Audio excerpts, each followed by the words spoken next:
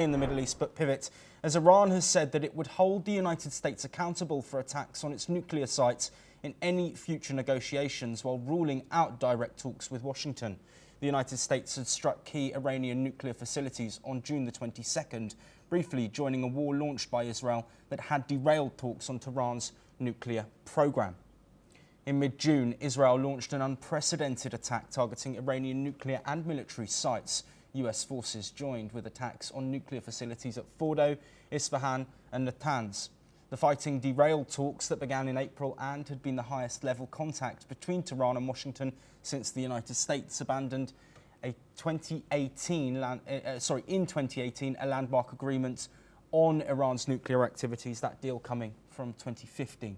Following the war, Tehran suspended cooperation with the United Nations nuclear watchdog and demanded guarantees against military action before resuming any negotiations.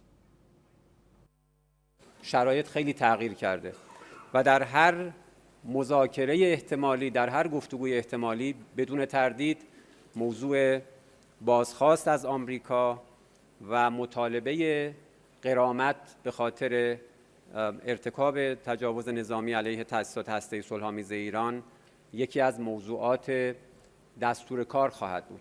Well, Jordan, thank you ever so much for staying with us. Of course, a lot of rhetoric around these potential talks. Why are they so significant? And why is it so important that Western nations look at a deal surrounding Iran's nuclear program?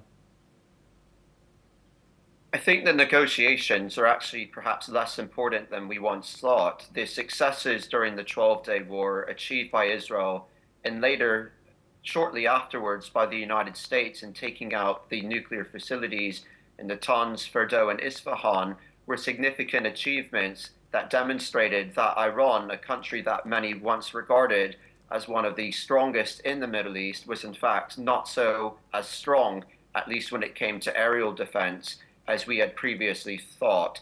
And even though its responses to Israel did cause significant damage and approximately 30 deaths, the toll was actually a bit lower than many people would have expected. The talks are, of course, still important to some degree because Iran, at the same time, has committed to rebuilding and redeveloping its nuclear program, and some international actors have come to Iran's support in its efforts to rebuild a nuclear program that clearly was not designed for civilian nuclear energy programs.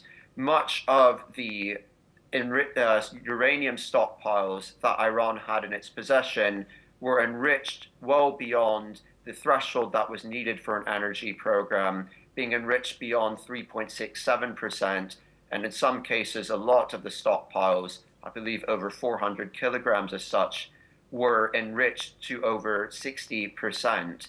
And so it's important to reach a deal as best as we can, but it's also important to note that Iran has been in defiance of its obligations under international law, according not just to its violations of the Nuclear Non-Proliferation Treaty, for which it is a member, but on top of that, the JCPOA itself, even though the United States might have withdrawn from the agreement, there are multiple other international actors party to that deal, to which Iran ultimately owed its obligations to not enrich any further to.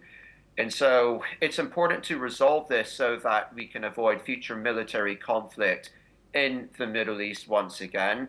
But Iran doesn't seem to be an honest broker effectively since 1979. And so it remains yet to be seen what will happen.